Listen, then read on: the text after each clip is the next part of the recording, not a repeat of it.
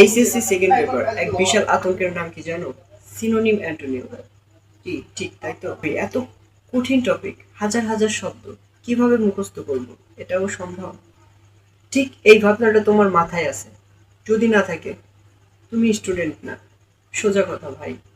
কারণ তুমি গাইড বই খুলেই দেখো, যে কোনো টেস্ট পেপার দেখো, সিনোনিম অ্যান্টোনিম যে টপিকটা এখানে বের করলে দেখবা এত এত সিনোনিম অ্যান্টোনিম ভোকাবুলারি আছে, যেটা দেখে তুমি ফার্স্ট্রেটেড হয়ে যাবে।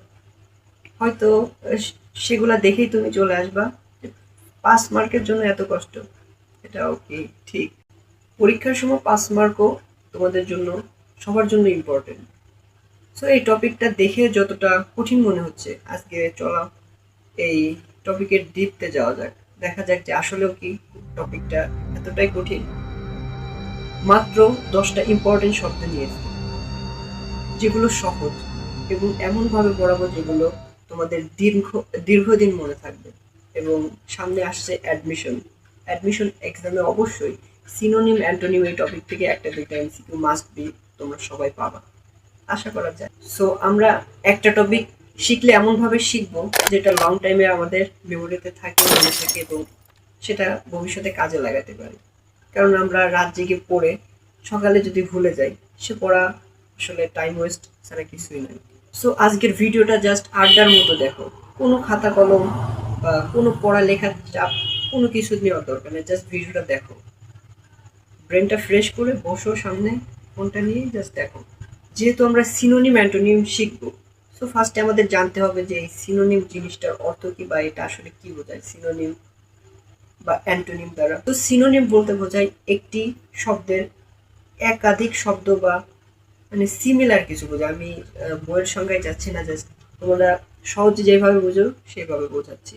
সিনোনিম হলো একই, ওই যে বাংলা একটা টপিক আছে না, সমর্থক শব্দ, এবং ঠিক অ্যান্টোনিম অর্থ হচ্ছে বিপরীত। সিনোনিম অর্থ সমর্থক শব্দ এবং অ্যান্টোনিম অর্থ বিপরীত শব্দ।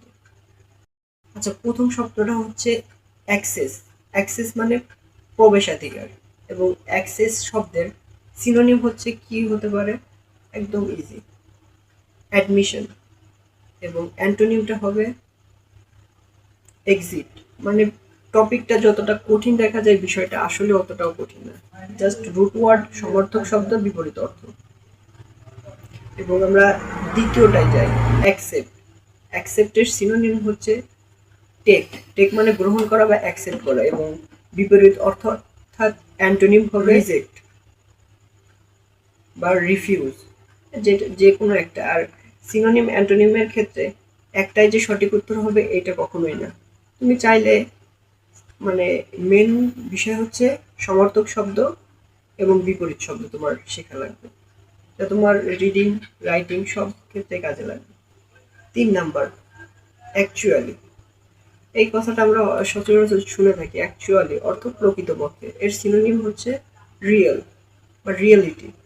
এর বিপরীত অর্থ ভার্চুয়াল, মানে যেটা রিয়েল না, অবাস্তব।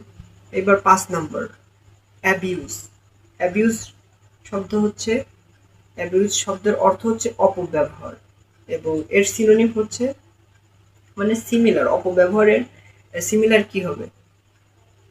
এটা হচ্ছে ইল ট্রিট। ট্রিট আমরা সচরাচর ব্যবহার করে থাকি যে আমার সাথে ভালোভাবে ট্রিট করো। এখানে ইল ট্রিট মানে খারাপ ব্যবহার অর্থে, এবং এর বিপরীত অর্থ হবে রেসপেক্ট। এবার নাম্বার 6, অ্যাবসেন্ট। অ্যাবসেন্টের মানে সমর্থক শব্দ হচ্ছে নট প্রেজেন্ট, মানে উপস্থিত নয়, এবং এর বিপরীত অর্থ হচ্ছে প্রেজেন্ট। সহজ। Number 7, ability. অ্যাবিলিটি মানে কর্মক্ষমতা অথবা দক্ষতা। এটার সমার্থক শব্দ হবে স্কিল, এবং অ্যান্টোনিম যেটা, সেটা হবে বিপরীত অর্থ, অর্থাৎ স্কিল বা দক্ষতার বিপরীত হবে উইক বা উইকনেস বা অক্ষম। যেটা 8 নাম্বারটা, অ্যাভিড। অ্যাভিড অর্থ হ্রাস পাওয়া, এবং এর যে সমার্থক শব্দ ডিক্রিজ, ইনক্রিজ। এটা আমরা অনেকেই চিনে থাকবো, কারণ গ্রাফ চার্ট যখন আমরা লিখি, ইনক্রিজ ডিক্রিজ এই কথাটা কমন, কারণ আমরা সবাই জানি ইনক্রিজ ডিক্রিজ। তাই গ্রাফ চার্ট পাই চার্ট লেখার ক্ষেত্রে আমাদের অনেক ব্যবহার হয়।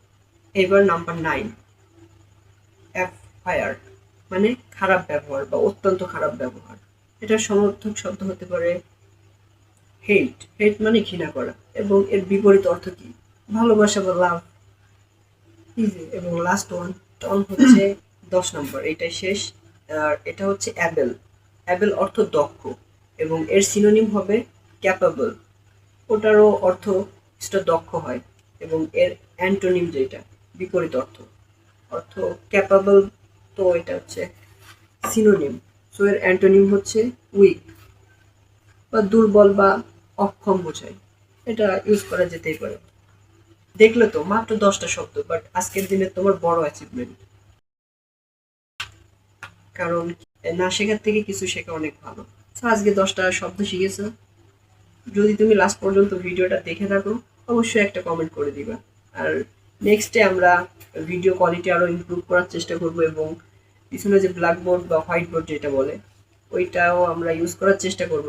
যেহেতু এটা এখন ইউজ করার মতো নাই, কারণ আমাদের পর্যাপ্ত লাইট কন্ডিশন আপাতত নাই। সাউন্ড কোয়ালিটি একটু ইমপ্রুভ করা করা হয়েছে, বাট লাইট কোয়ালিটি এখনো করা হয় নাই। সো নেক্সট ডে ইনশাআল্লাহ চেষ্টা করব। তো সবাই ভালো থাকবে, সুস্থ থাকবে। আসসালামু আলাইকুম।